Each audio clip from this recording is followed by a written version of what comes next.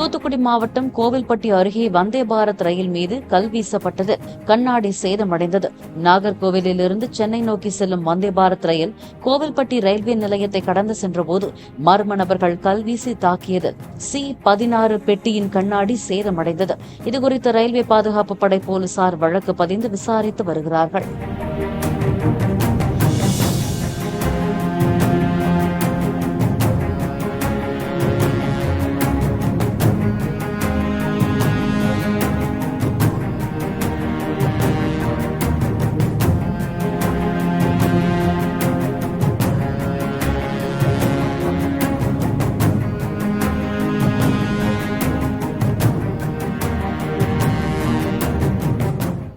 Play store மற்றும் app ஸ்டோரில் இருந்து பாலிமர் செயலியை QR கோடு மூலம் பதிவிறக்கம் செய்யுங்கள்.